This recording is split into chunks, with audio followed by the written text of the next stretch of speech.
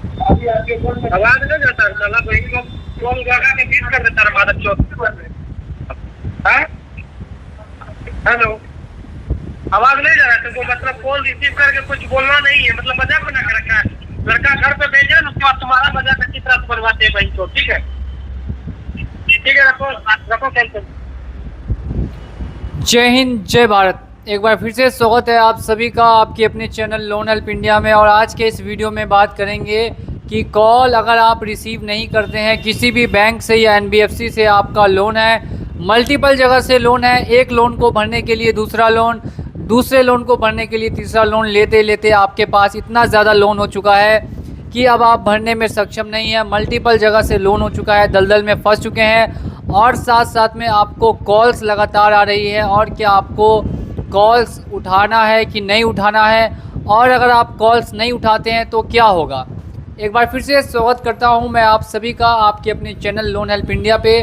और अगर आपने अभी तक चैनल को सब्सक्राइब नहीं किया तो चैनल को सब्सक्राइब करके बेल आइकन को प्रेस कर दीजिए। सबसे पहले हम लोग यहां पे बात करते हैं कि अगर आप लोन का पेमेंट नहीं कर सकते तो क्या सिम बंद करना सही है या सिम बंद करना गलत है। अगर आप अपने सिम को ऑन रखेंगे, अगर आप लगातार कॉल पे बात करेंगे तो वो आपसे अच्छे से बात नहीं करेंगे। 2-4 दिन स्टार्टिंग में आपको समझाएंगे और जब आप पैसा नहीं दे पाते हैं, कितना भी आप समझा लें, कोई भी कारण दे दें, कितनी भी आप मुसीबत में क्यों ना हो, लेकिन वो आपकी बात सुनने के लिए तैयार नहीं होंगे और आपके साथ 110% बदतमीजी ही करेंगे। तो ऐसे केस में अगर आपका लोन डिफ़ॉल्ट होने वाला है या लोन डिफ़ॉल्ट ऑलरेडी हो चुका है तो सबसे पहला जो आपके मन में सवाल होगा वो यही होगा कि क्या हमें कॉल्स को रिसीव करना चाहिए कि कॉल्स को रिसीव नहीं करना चाहिए। तो ध्यान से मेरी बातों को सुनते रहिएगा। अगर आप कॉल्स को रिसीव करते हैं तो क्या होगा, आपको एक बार में एक दिन में 100 कॉल्स आएंगी सबसे पहला यहाँ पे। दूसरा, आप जितनी भी कॉल्स का आंसर करेंगे बार बार वो आपसे सेम क्वेश्चन करेंगे कि पैसा आप कब पेमेंट करने वाले हैं, इसका हमें जानकारी प्रोवाइड कीजिए। तीसरी चीज़ ये होगी कि वो आपको मेंटली प्रेशर करेंगे, आपके साथ बदतमीजी करेंगे, आपको गलत बोलेंगे, आपके घर वालों को गलत बोलेंगे, आपको पूरी तरीके से हरास करने की कोशिश करेंगे कॉल्स के ज़रिए। और ये रिकवरी वाले हर एक बैंक के, हर एक एनबीएफसी के ऐसे ही सलूक करते हैं। जी हाँ, आपने बिल्कुल सही सुना। तो कॉल उठाने से यहाँ पर आपको भी समझ में आ रहा होगा कि आप अगर कॉल को उठाते हैं तो नुकसान आपका ही होना है। तो इससे सबसे बढ़िया उपाय क्या है कि आप कॉल को रिसीव ना करें। और 95% लोग जो हमें फॉलो करते हैं वो इसी चीज़ पर काम कर रहे हैं, किसी भी तरीके से कॉल को रिसीव नहीं करते हैं या कॉल का कोई जवाब नहीं देते हैं, क्योंकि उनको पहले से पता है कि अगर हम कॉल का जवाब देंगे भी तो इससे कोई फ़र्क नहीं पड़ेगा, उल्टा वो हमारे ऊपर प्रेशर ही बनाएंगे, हमें टेंशन देंगे, रात में नींद नहीं आएगी, दिन में भूख नहीं लगेगी, दिन भर सिर्फ लोन का टेंशन लेके घूमते रहेंगे। और अगर 3 दिन कॉल नहीं उठाएंगे तो चौथे दिन से हम भी टेंशन फ्री हो जाएंगे और सामने वाला आदमी भी कॉल करना कम कर देगा। तो ये तरीका कितना काम करता है? 100% ये तरीका काम करता है। अगर आप गलती से या जानबूझ के तो कभी भी लोन का डिफ़ॉल्ट नहीं करें, लेकिन अगर आप डिफ़ॉल्ट कर चुके हैं, कोई ऐसी कंडीशन आपके साथ आ गई जिस वजह से आप पैसा नहीं दे पा रहे हैं, तो ये जानकारी आपके लिए बहुत ही महत्वपूर्ण है कि कॉल्स को रिसीव करने से आपके ऊपर एक तरीके का दबाव बनाया जाएगा।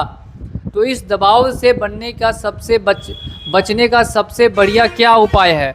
तो दबाव से बचने का जो सबसे बढ़िया उपाय है वो सीधे सीधे आपके सामने है कि आपको कॉल्स को रिसीव नहीं करना है, कॉल्स का आंसर नहीं देना।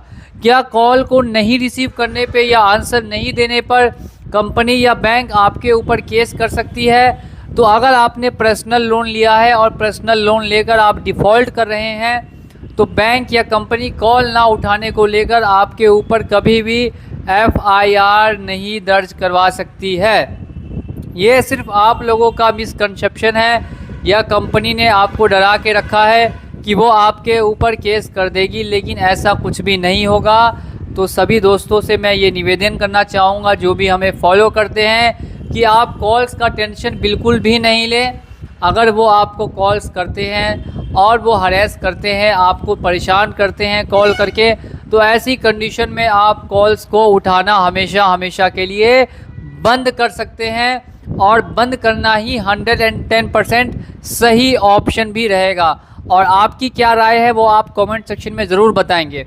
और 30 दिनों के अंदर में आपको फ़र्क देखने के लिए मिलेगा कि क्या फ़र्क पड़ता है कॉल्स का। इन कॉल्स से आपके ऊपर जो दबाव बनेगा वो आप कैरी नहीं कर पाएंगे, क्योंकि हर कोई कैरी नहीं कर पाता। एक तरीके का ये मेंटल प्रेशर क्रिएट करते हैं कॉल्स करके। जैसा कि आप सुन सकते हैं, मैंने आपको स्टार्टिंग में ही एक ऑडियो सुनाया था रिकवरी एजेंट का।